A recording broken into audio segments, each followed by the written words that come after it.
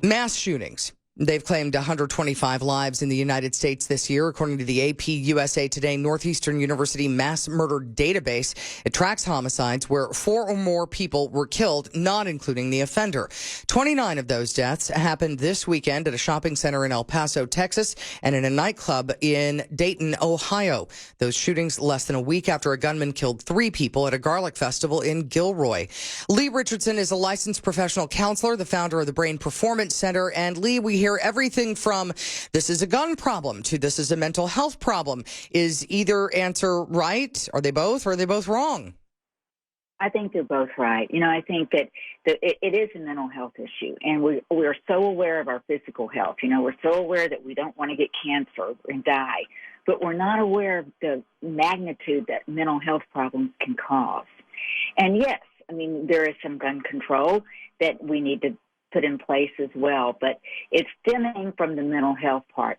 And when you think about it, you mentioned that database, and that database reported that Saturday's shooting was the 12th shooting committed by a man 21 years or younger. And that brain is not even fully developed. So they're acting out of fear, they're acting out of emotion, they're acting out of impulse.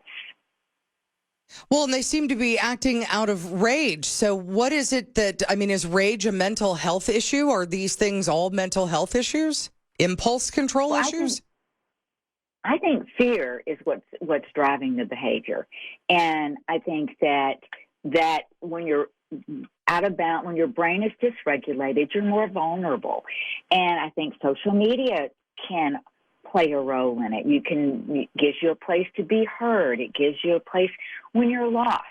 The young man that committed the El Paso shooting, I had read somewhere on LinkedIn, he had, I don't know what I'm going to do when I grow up. I guess I'll do something in technology.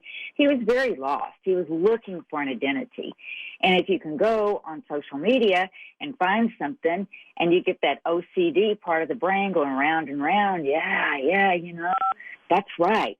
I believe that. He's from the Dallas area, which hurts my heart to say. He drove 10 hours. He had a lot of time to think about that and have those ruminating thoughts go round and round. Well, 2 former classmates of the Dayton, Ohio gunman say he was suspended during high school because he came up with a list of female students he wanted to rape. He also was suspended when he compiled a hit list of people he wanted to kill and posted it in a bathroom.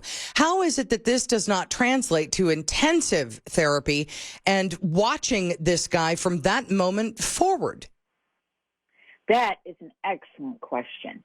And I think, again, it goes back to our lack of awareness about mental health, that how important it is. I've written a book, Brain On, Game On, to increase the awareness of mental health and to understand everything you do, you don't do, how well you do it. It's all about how that brain is working or not working. Well, and let's talk about our El Paso shooter. He apparently posted this manifesto on 8chan. I know the web hoster is deciding to pull it, saying that it's just a cesspool, which it is. Why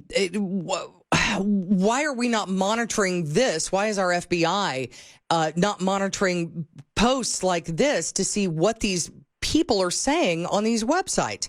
Because it's awful. It is awful, and I think it's just evolved. We're just now recognizing we have domestic terrorism. And I don't know that we've recognized that before, and it's something that it's happening more and more often. And I think there's an increased sense of awareness of the danger. All right. Licensed professional counselor Lee Richardson with us here on the KOGO News Live Line. Thank you for your insight. We appreciate it. Thank you for having me.